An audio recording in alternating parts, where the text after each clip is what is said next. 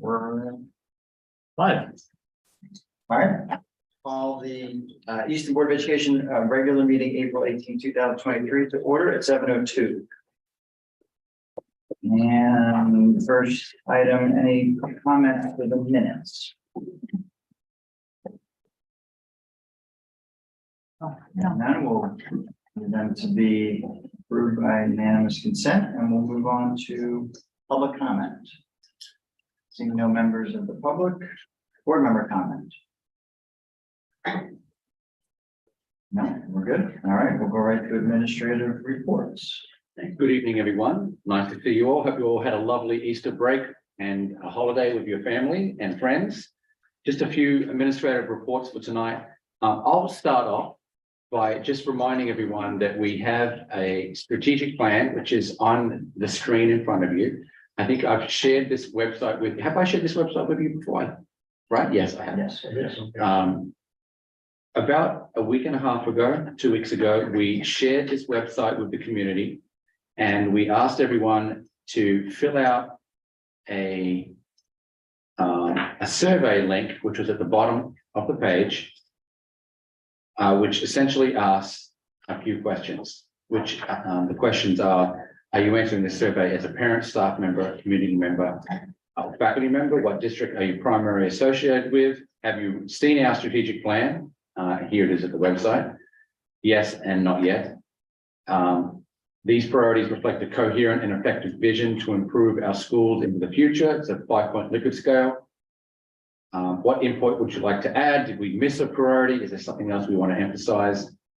Do you feel that our budget supports the strategic plan? And again, a 5-point Likert scale. So it's just a brief survey which asks for input, which fulfills our pledge to everyone that this is a living document, and we're even though we're really close to the end zone in terms of where we are with these strategic priorities. Let me just bring it back there. That we're still looking for input into these priorities and actions. As part of that work, we are going around to our faculties at each school, and so we've done Joel Barlow High School. We did Reading Elementary School today. I believe we have Helen Keller on Thursday, and Samuel Staples next week. And John Reed Middle School is also pretty soon. So we're getting the last minute touches and feedback on kind of our strategic priorities. We had a great budget process, and as you know, we passed through the Board of Finance in Easton and in Reading without any cuts, which is according to Stephanie, who's been around, right, and with many of you, that's very good news. So I think our strategic priorities are, as you know, helping us with that work. There's an additional tool that we've worked on. I would just want to show that with you right now, and then Dr. Pearson-Hugo is going to provide an update on kind of how Tri-State is going to fit into this process, and we'll explain briefly what Tri-State is and talk a little bit about that. So here is a dashboard which is measuring, which is going to measure the completion of our various strategic priorities. So you can see here that you'll see in the top left-hand dashboard, kind of what percent are we working towards our overall priority and overall status, right? You can see right now we're at 98.5%, so we've got a lot of work to do. And then the priorities are broken down by the 6 various buckets, and you can see those buckets there. And then every single action step is listed on the left, broken down by the priorities, and we're going to be able to go through and check off whether the progress for that particular action step is in progress, waiting for the next step, waiting for approval, on hold, archived, or done. And so as we go through and basically check the box on each of these categories, then these will feed into our overall dashboard. So this is just a great way of just keeping track, making sure that this is that we're constantly working towards these priorities. Hopefully, as we move into next year, we can start looking at our board agenda items and link the board agenda items to these priorities. And maybe we can even keep track of our agenda items in a similar way. So wanted to give you an update on that. And now Dr. Pearson, you're going to talk a little bit about Tri-State in her report and the work that's going to kind of continue on with these priorities. Jason, before we leave, it's just ownership of all of those, dozens of steps. It doesn't, we don't see that, but somewhere embedded in there is sort of like a better term, an owner. Yeah, I think we have an internal Google Doc, and our internal Google Doc talks about, and it has an ownership column. A team, if there's a team Yes. associated. But is with that it. part of the website public facing? No, it's not. And Okay, the reason why we was that didn't, your question, Randy? I figured, I knew it wasn't public facing. Okay. I just, I wasn't sure. somebody needs to know Right, who's doing what Yeah. and with whom and all that Okay. good stuff. So I don't know if the public wants to know that or cares about that necessarily. and do you remember, we talked about this a little bit,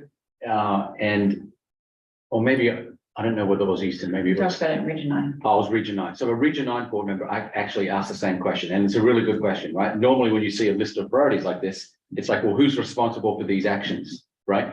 And when I was initially creating the Google Doc and identifying the person responsible for the actions, it's basically us, right? So it's It's the same three names. Right. It's like us three and maybe Vicky.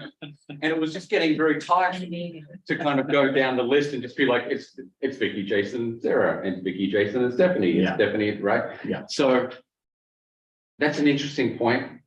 We're a small team.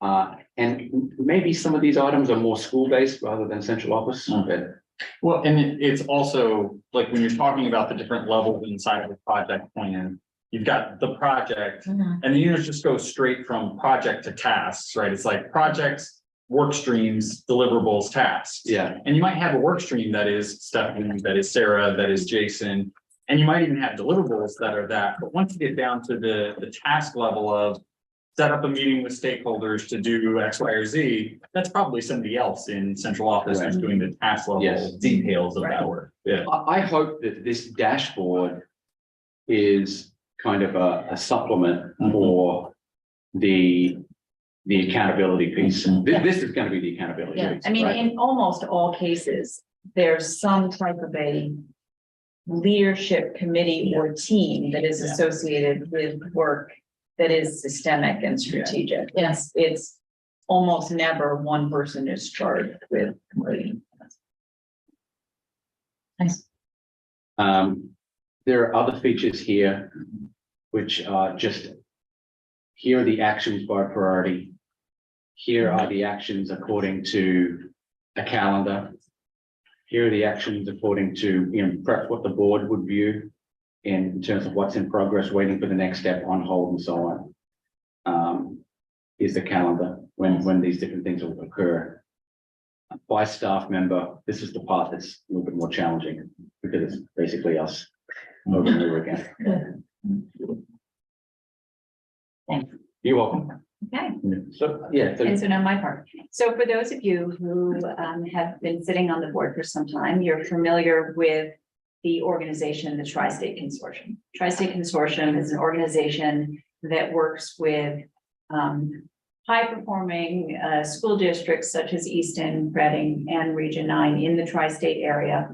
It's a membership organization. We participate in the membership so that we can work with our colleagues in other districts as critical friends to one another. So essentially, about every 3 years, we invite a team from the Tri-State, 15 to 20 members, to come in and take a look at something. And it might be a content area. It could be, we want you to look at K through 12 science. It could be a stage of learning. So we had a middle school visit a number of years ago, some of you might remember. We were planned to have a special education and SRBI visit in the spring of 2020, which was obviously canceled. So we have been working with the leadership team from the Tri-State Consortium to find the next right focus for us. And so Dr. McKinnon and I worked together to determine that that can really be this strategic work. So we have invited a team to come in. They'll be with us at the end of May. And you can see in my report the guiding questions that will lead them in their work. They'll have an opportunity to visit our schools, to speak with staff members, possibly students, but that won't be a big focus of the visit.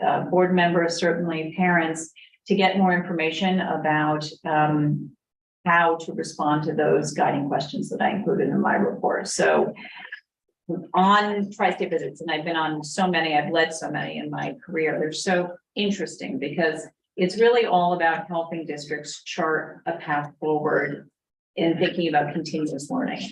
So our questions are often phrased as to what extent. So we're assuming you're doing this in some way. It's not a yes, no, but how can we advance this work and maybe think about it in a slightly different way? And so the members of the team, it will gather information really through a qualitative research process. They're going to look at artifacts, they're going to conduct interviews, they're going to go on observations, and then they're going to share with us, this is the evidence that we have found that will help to answer your questions.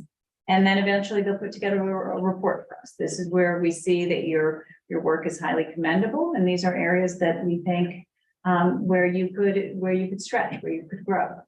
And then we will use this feedback to continue to improve our process. And then typically the tri-state will come back in another 2 years and check in, say, how are you doing with those recommendations? Hopefully they weren't put in a binder and they will give us additional feedback. That's great. Stephanie, do we have a sense of the rubric that they'll use and whether or not that's going to align with our own metrics that we're tracking? Like, can this be a sort of external measure of some of the stuff that we already know we want to do in our measuring? Yeah, that's a really interesting idea. So the tri-state rubric is based on 3 different categories. Whether we have an approach in place to do the work that we're saying we're doing, whether we have evidence of implementation, and then finally, the most advanced side would be, do we have evidence of results? We can say, not only do we approach, not only are we doing it, but we can say that it's working. Yeah. And that's the rubric that they use. Yeah. So they will code all of the evidence in that way, and then give us the commendations and recommendations.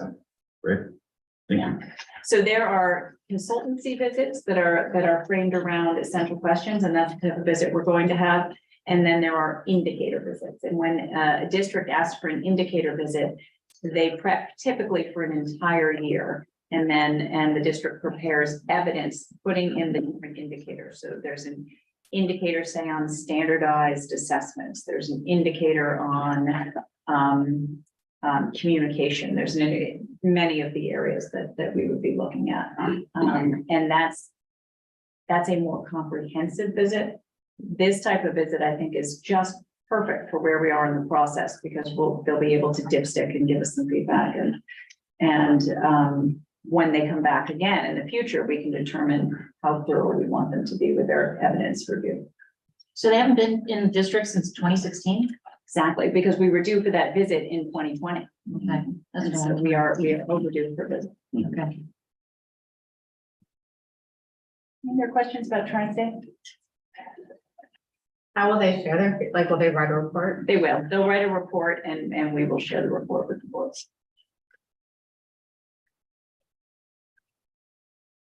Okay. Stephanie, I might have missed this, and I'm sorry if I did, but we're talking about 3 essential questions. Yes, Did you give us the 3? it's in my report for this month. Oh, So in the the back? essential questions Okay. are, to what extent does the educational community, students, parents, faculty members, administrators, and Board of Ed members know about and understand the strategic plan? To what extent does the educational community support the strategic plan? Got it. And finally, to what extent does the strategic plan drive and support financial and human investments? Okay, thank you. Oh, I have one more thing to add to the work that I was describing in the website. We're planning on doing a Zoom/Facebook Live, YouTube presentation next Thursday evening at 7 o'clock. We'll develop the flyer tomorrow, send it out to all the families. I'm going to invite all parents, community members. We'll talk about the strategic priorities, and then we'll talk about each district's budget and how it relates to the priorities. So, we'll get to Easton, we'll say the Easton budget was, A, the Reading budget was B, the Region 9 budget was C, the strategic priorities are these things, and this is how the budget relates to the strategic priorities, and we're trying to tee up awareness on the budget process and the strategic priorities the week prior to the referendum, without saying. Without saying. Without advocacy, which would be illegal. Are you at liberty to share what survey responses, not what the responses say, but how many we've received or Yes, I can tell you that generally speaking? my first email that I sent to everyone on this is the strategic plan. For the budget presentation. It was about 2 weeks ago. Yeah. I forget exactly what it was, but I didn't share the email link directly. I said, this is the website. Mhm. Please look at the website. And if you want to answer the survey, it's at the bottom. So I was kind of, I did that deliberately because I didn't want people to answer the survey without looking at the actual strategic plan. Because when you look at the website, the It's not the survey link is down the bottom. Yeah. So I only have 50 respondents as of now. well, I think that's pretty good. That's really good. Yeah. No, well, So you have, you say all? Just in Easton, or is that, because Reading had 40. Everybody? Yeah. Not that we're comparing, but. I Could can be. find out.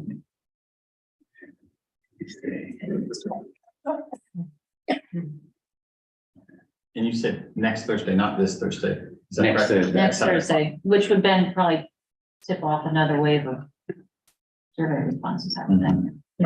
And that was So it. 52 responses. Good. Yeah, Okay. and so the goal is we'll do the presentation on the budget and the strategic priorities next Thursday. And then right after that, I'll say, here's the survey link, Yeah, that's great. and click on the link, and so people will get the link on their phone and they'll be answering. But I didn't want to, I'm kind of teeing it up gradually. Yeah. Yeah. Oh. 2 more responses than we had 4 hours. Yeah. Is that, yes, exactly right. That's great. And so you'll see, That's good engagement. so 74% are parents, 26% staff and faculty. What district are you primarily Yeah. associated with? 35% Easton. That's great. Yep. Okay. Did you have an opportunity to review our website? 100% yes, because I had to go through the website to get the survey.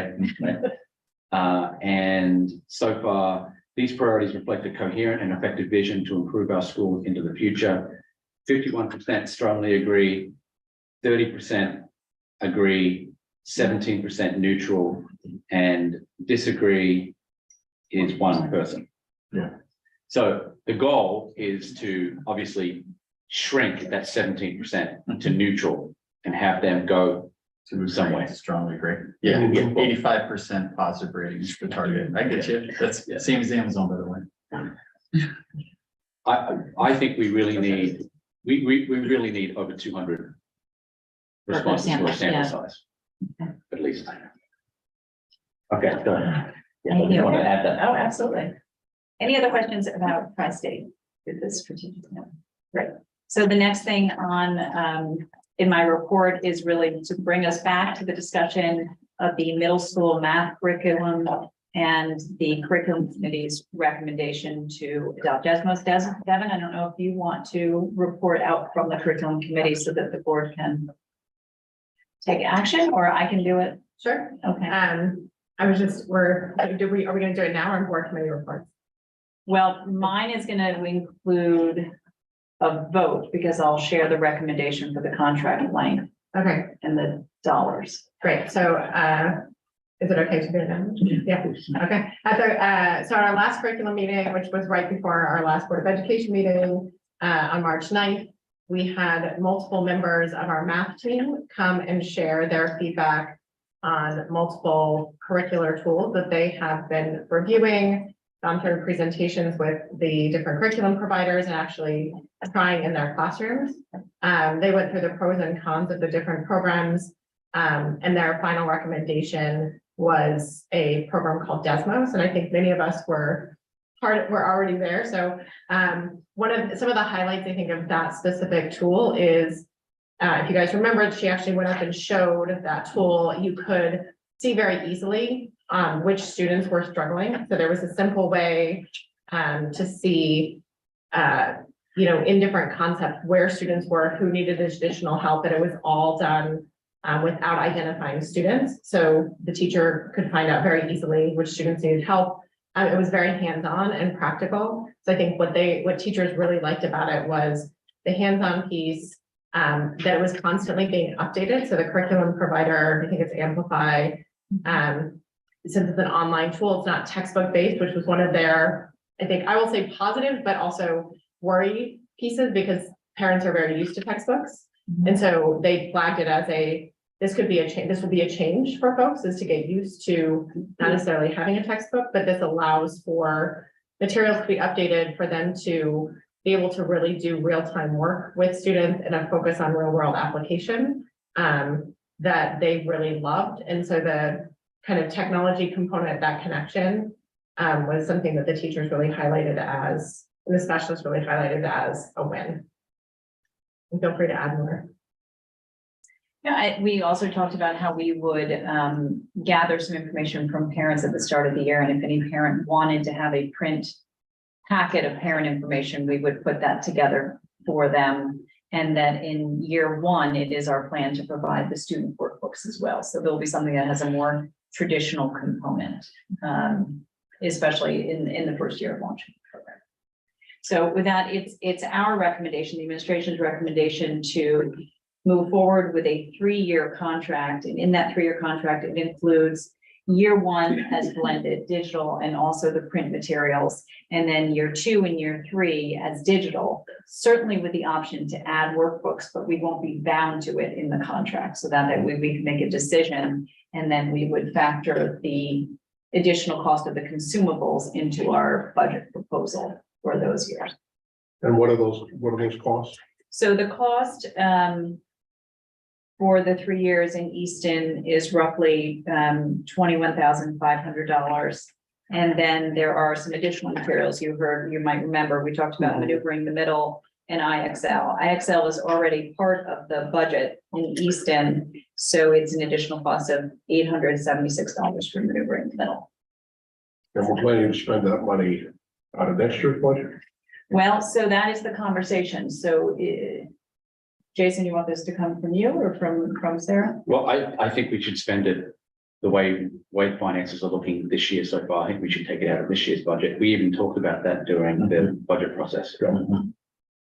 We have tentatively booked our first professional development session with the provider for May, which would be possible either way, because Reading will be paying for the contract out of this year's unspent funds. And so that will enable us to book PD this spring. There's no reason why we should Yeah. pay out of that. Should we do this under the discussion of possible action budget? Should we add a agenda item, just make it A, just so that no complaints, because I don't want somebody to try to unspin this later, Right. through a FOIA or whatever. Yeah. We will. I have a question on the curriculum itself before when and we pay for it and how we pay for it and where on the thing, but just from a curriculum standpoint, I think old habits die hard. Books are interesting for parents because and sort of personal experience, you can go in there and look at that and say, okay, this is how it should be done. Mhm. So when we're ordering both the online, and even if it's just online, would the parents have access to, okay, here's how it's sort of not the lesson plan, but here's how it's supposed to be done. Here are examples, and this is how it would apply to the person's homework or whatever. I mean, would all that be a visible? They will have Is that access one normal? way or another. I don't know if it's through the login, and I would have to check with our specialists to see if it's the student login or whether parents have their own separate login. No, But certainly through the print materials that will complement the program. Parents will have the option to either access those materials online, right? That will be an automatic link for everyone. And for the parents who say, really do better with something printed out, we'll create a bound copy of those materials for parents. So they will have it in one form or another. and even if the parent if the student is child's home and they're on a laptop or something, and can they access sort of what they were seeing in school that day? Oh, And I'm saying it poorly, but I don't know if they can access the lesson that was done in class. They would certainly be able to see the homework, which would be connected to what was done in class. But because part of the draw of this program is the dynamic presentation, the use of technology is very interactive. So you wouldn't be able to get a true sense of that unless there was a recording somehow of that lesson, right? Because what's presented on the screen then changes over the course of the lesson, which is the appeal, right? I mean, if you, for those of you who might remember, they were doing the paint mixing. Mhm. Yeah. Right.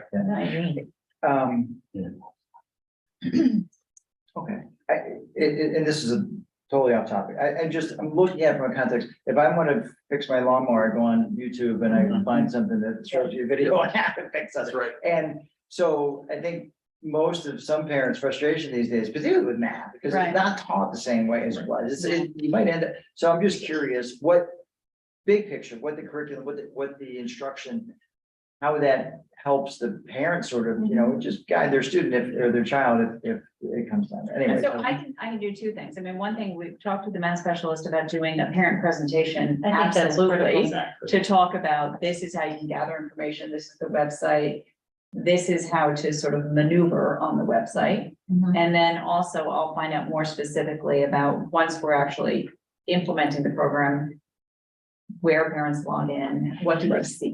Are there videos for parents? I know there are videos for teachers, because Yeah. teachers have said there are terrific tutorials for me that are constantly updated and they love that. Yeah. But I'll find out what the parents have. Okay. It would be amazing to have that, because I'm 100% with Randy, being able to reference the video, because there's so much content. I can go to Right. Khan Academy, I could go look on YouTube, and I might find 6 different ways to do it.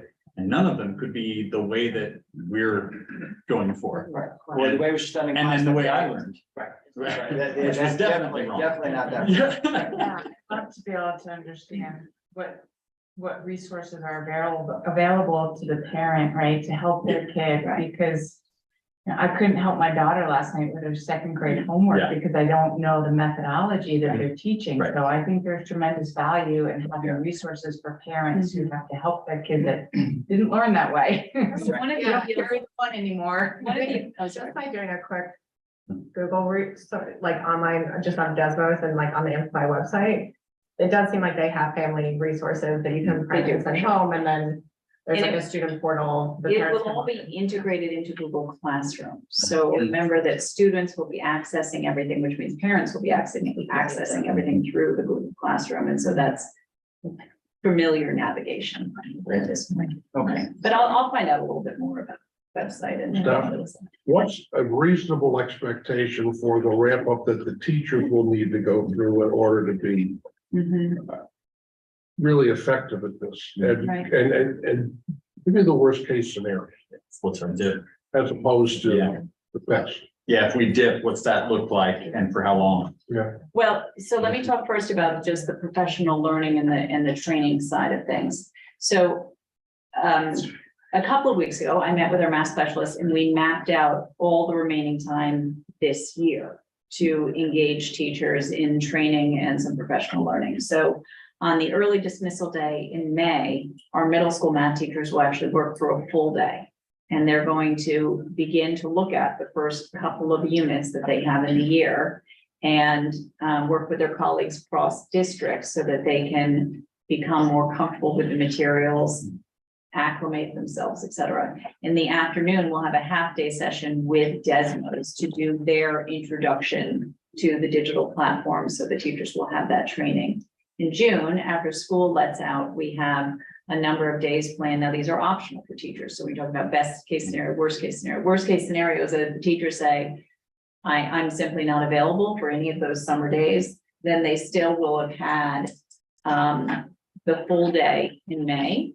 And then they will have the initial first 2 days when they come back to school. If they're doing department work, it will all be connected to this. But for the teachers who do participate in June, I think there will be a number of them, and they'll have another 2 days, let's say, with their colleagues to continue mapping out the units and really just becoming familiar with the materials, living through the lessons. And remember that a couple of our teachers trialed Desmos this year. So 7th grade here in this building and also 7th grade in Reading was using Desmos, not alone, but it was more of a core resource for them this year. So they're quite familiar. So that's already a go-to person in the building. In the back to school training that takes place, is that another opportunity to work with the math teachers so that they start the school year with kind of a running start? It is. We're working with Desmos right now to identify sessions that might include just our math specialists who ultimately then become the coaches and the trainers for the other teachers. So which sessions need to include all of the teachers. So the session in May is all of the teachers because it's really just training and introduction. And then there might be times where just the math specialists meet with a consultant, a PD provider, and then they turnkey in our buildings. So we're still creating that schedule for the year, but the contract in both districts include an ample amount of professional learning, both in person and also remote. Of course, it's much less expensive to provide all remote. We made a point of saying we wanted some of it to be in person. I'm just, we will have a little extra money at the end of this year, and if there's anything more important to invest it in, would be our teachers, so that we can hit the ground running and attack this shortfall in math that we've all been talking. Thank you. So in this case for middle school, because we're talking about 3 teachers plus the math specialist. The nice thing is that you have the economy of not as many people that you would be funding for if they do participate in the summer work. I appreciate that. Thank you. Okay, questions? So, I think I need. Do I need a motion to add an agenda item or? Yes. Yes. Yeah, okay. Yeah. Can I motion to add, you want to add, bump A and B to B and C respectively, and add an A for, discussion possible action, which would be to approve the Desmo math curriculum. Okay, seconded? Or you weren't making a I was motion, you were just suggesting a asking motion, for the I'll motion. make that motion. Okay, thank you, John. Second, Second. Devin, John, Jeff, okay. Discussion. Any further discussion? Hearing none. All in favor? Good. Team effort. Unanimously approved. Great. Okay. Administrative reports. Yes, we have school safety and visitor protocol, so we could ask each building principal to talk a little bit about that agenda item when we get to it, or we could ask them to provide an overview during admin reports. Do you have a preference? No, just respectful of time. Okay. So you tell me if you have a preference. Then I think we can move on and just hear a brief update through Sarah Stefani on the financial. So briefly, the financials are, we will, so your budget object summary, again, does not have all the encumbrances for salaries. However, I do expect a healthy balance at the end for you to be able to use, and we'll have a better trajectory in May is my goal for you, so that you'll be able to make some decisions about that.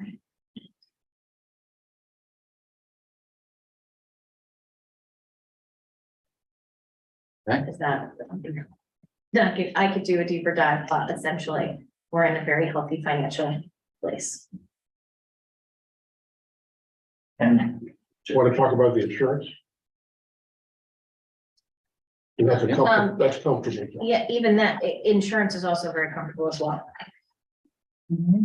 I think if we were to continue on sort of the average month that we're having right now, I would say if we started the year at $1 million, we'd be somewhere in the 750 range as far as a balance. So, which, you know, given our budget for next year being bumped up, that might be a comfortable reserve, or we may want to add to it at the end of the year, but with 3 months to go. So, but that's, if we stay on average. If you stay on average, and then you can make that determination in May and June. Yep. Great. Clear? Okay, so moving on then, I think, One other thing to talk about. yeah, I think we can go on to.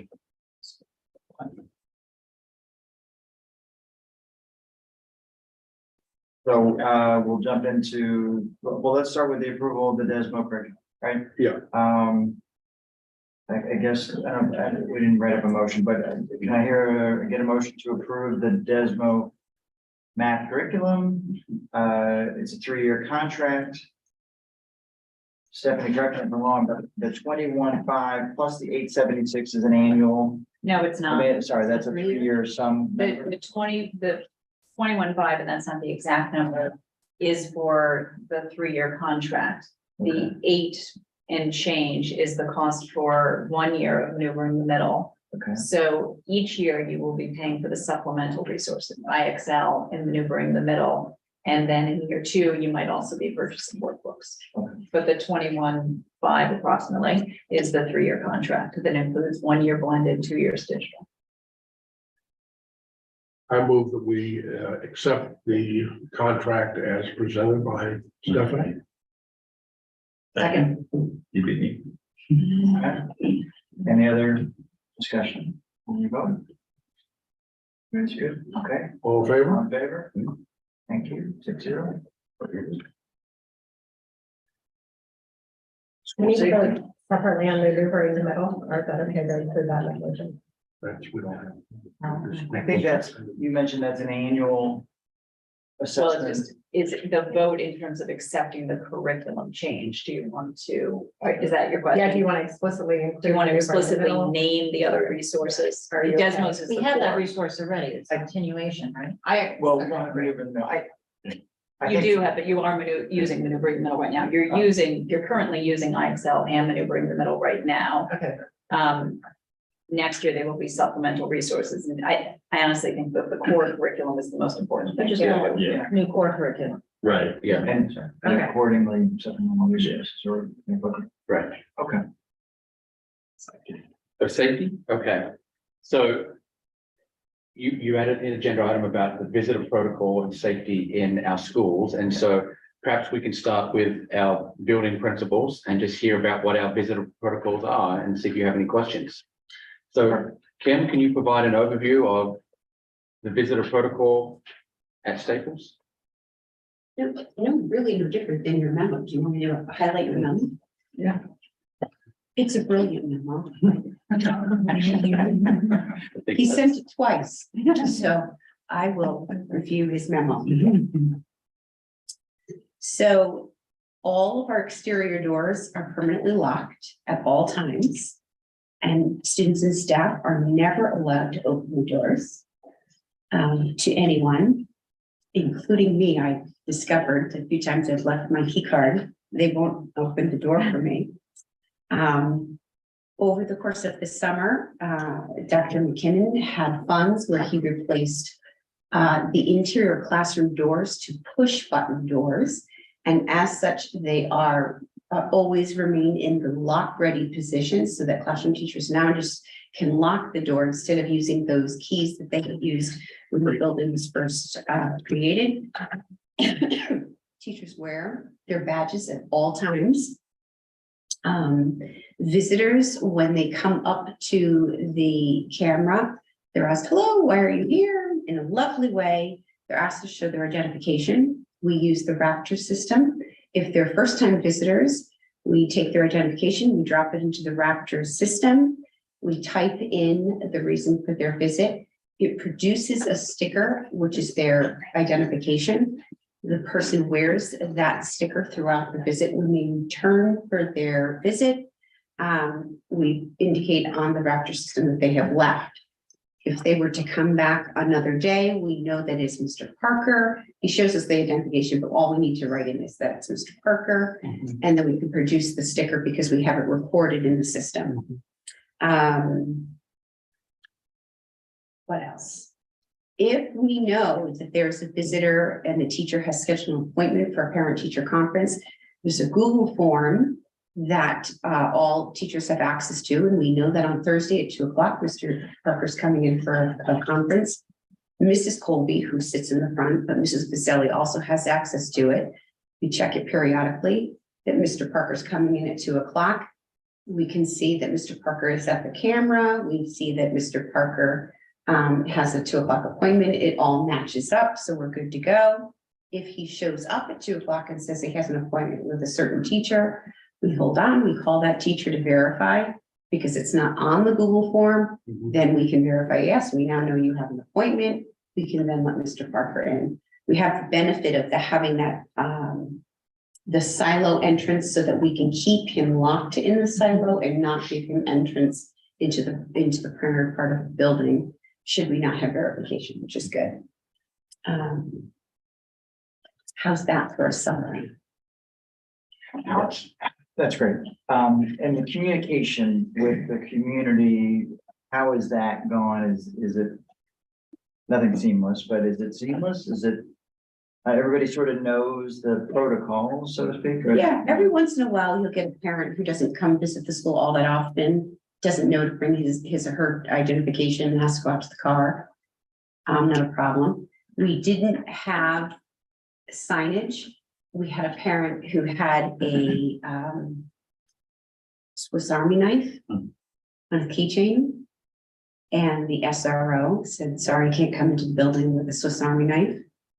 And he came up to me, he goes, we need a sign. He ended up taking the guys, oh, okay, we need a sign, we've got a sign. And we've never had another Swiss Army knife here, okay. We have never had, whether it's a vendor to repair, nothing. Yeah. Even when we get a delivery from the loading dock, there's a whole system at that end. They're not allowed into the building because we have a camera on that end. Hi, we're here to deliver milk. The custodian is there. We have so-and-so here to deliver. He's there to greet them, shows the identification. There's a visitor sign-in log there. He has to stand there, delivers the milk to wherever the milk gets delivered. Then the person leaves. Honeywell needs to go up to the mechanical room. Honeywell is never alone. People who are servicing the boilers, no one's ever alone. It works beautifully. All's well. Great. Okay, Thank you. would you like to hear from Dr. Clapp? You might have a similar. Well, like good stuff. Really, it's, there might be a few subtle nuances with the middle school.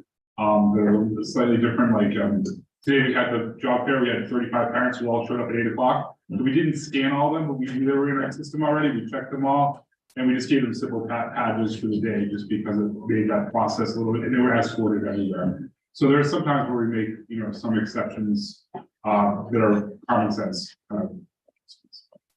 All doors are locked, having those swipes at all the entrances is a huge improvement for us. There's no one at popping doors anymore, attempted to, or having to leave someone behind or anything like that. So, the security agreements have been seamless, pretty seamless, and almost no fights. Occasionally someone doesn't have a license and they have to go back to their car, but that's probably the biggest inconvenience we've had. Okay. Thank you. Will this be the last time I'm up here? Can I say one thing, if this is the last time I'm up here? So there's lots I was going to say here, but I wanted to make certain I said this. I always get very proud of my students. They're always my students when they graduate. And I go to the 8th grade graduation and I go to the high school graduation. And I'm always proud, and I know my kids are going to go on to do great things. But there's a special place in my heart when a student goes on to do great things as it relates to the military. I always stand proud, my posture gets straight, and I always pause. But when I learned today that Jackson Hicks got into West Point, I was really very proud. Because I was here the day that Jackson came to celebrate Board of Education Day or celebrate Board of Education Day. He goes, thanks, Dad, for taking me to hockey. And I went, Jackson, that's not what you were supposed to say. And you're like, good. And to make the choice that he's making and to put the effort that he has put in, worked as hard as he has, and to get the dream that that kid won. I am so proud of your son. So congratulations to Cadet Hicks. His principal is so very proud of him. So please tell him that. Thank you.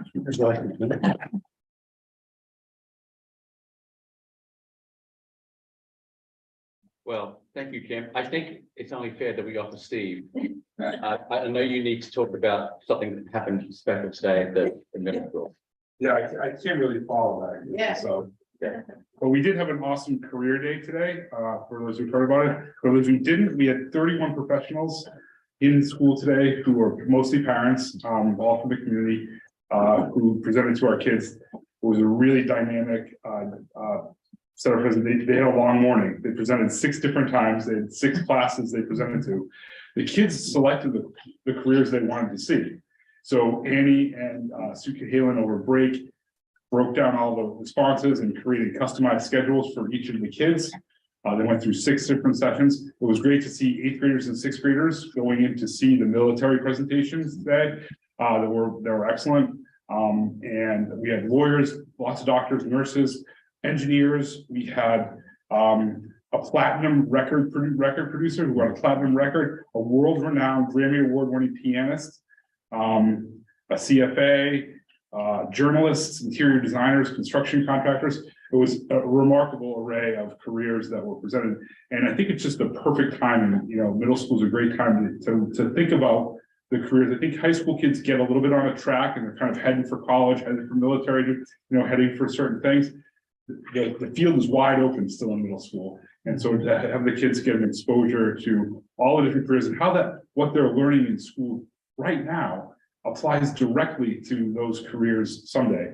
I asked the question on all the sessions I was in, besides all the medical stuff you had to learn, what about your career did you find that was the most useful in being successful? And almost all of them had some of what we sometimes call soft skills, communication, collaboration, organization, things like that we don't actually have like specific classes for. So we have to really embed those into our curriculum to make sure that they're being taught. Because those are the real, every single presenter said something along those lines, being empathetic, being understanding of others. It was really a great day and a great morning. When they got done, I said, "Oh, who's tired?" They all raised their hand. They go, "When do you guys go to the bathroom?" Because they had 6 in a row. They did. So it was remarkable to see that. So there'll be tons of pictures, a great video of the pianist. Did you see the pianist? Oh, yeah. That was incredible, right? Unbelievable.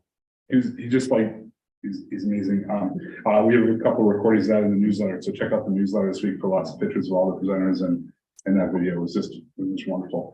I just also want to thank Sarah Terry for that. She's our school counselor. She's on leave right now. Her daughter's sick, and she's still stuck with this project. She really wanted to see it through. And so with all her effort and all of her work, we were really proud. She came in today. It was great to see her. And to have that project come to fruition was really impressive. So it was great. So thanks to everybody who made that happen. And we're really proud of it. So. That's great. And Thanks. I'll make a comment. I've seen many career days, right? Well, we all have. But this was the way in which you did this today was probably one of the most innovative, inspiring career days I've ever been part of and seen. And the way in which these professionals talked about their careers, which all started with passion and enthusiasm. And you're absolutely right how they talked about their soft skills.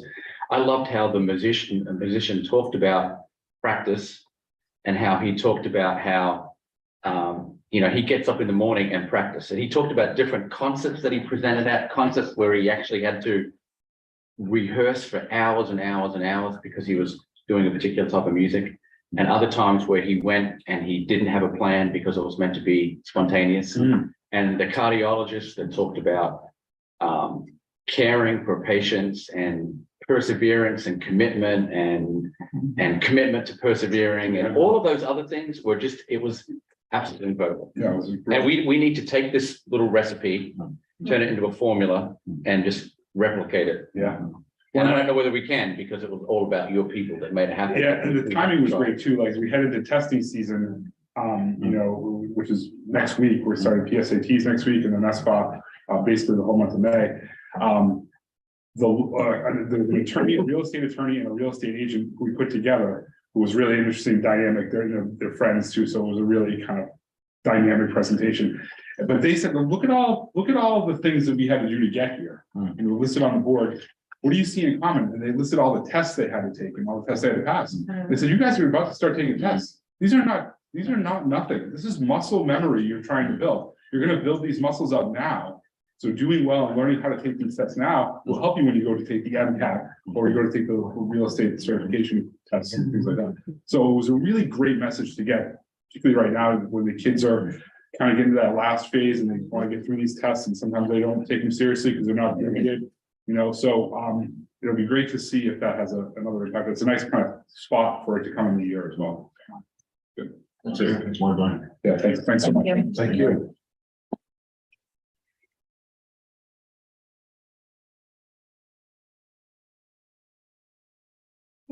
Breaking the actions, talk amongst yourselves. Not the spot. Audible. We're out of, we're down to speed, right? Yeah, I think We're so. down to Yeah. the- Recommendations. Now see. Back.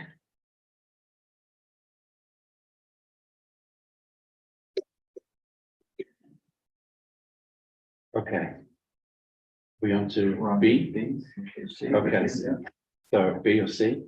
So April is a month that boards of education need to vote on the non-renewal of non-tenured teachers who we are not bringing back next year.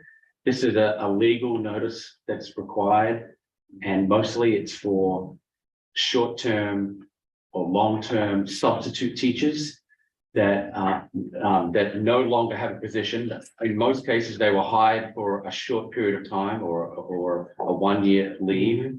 And so they knew that at the beginning, but so this is a formality that we are formally voting to non-renew them because their position does not exist. It's a reduction in force. So I'm going to give the motion to Randy to read, but I'm just helping on one thing here. Second.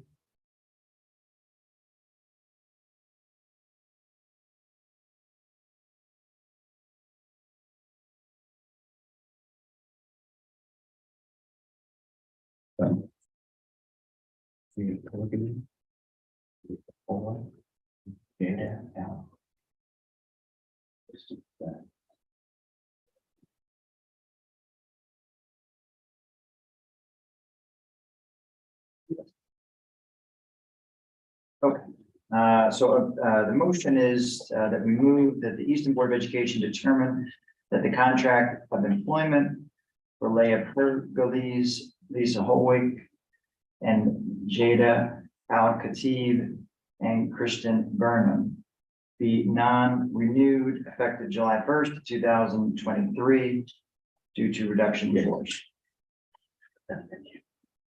I'll make the motion. Thank you, John. Second, Yeah. Any other discussion? No? Vote, all in favor? 6 to 1. Thank you. Thank you. Board committee reports. Yes, Jeff? the facilities committee met with the Department of Public Works and one of the members of the Board of Finance. We walked through both buildings again. They got it. Our guests got a chance to see the kinds of problems that we're looking at and asking for their help in getting those problems addressed. I think it was a very good meeting. All of us, I think, came to be very comfortable with the idea that there's specific things that have to be done to address the water, especially the water that's here in Keller, and there's some work that's already begun to try to find the origin of that water, and so this will be an ongoing project, certainly for the summer months, and no doubt beyond that.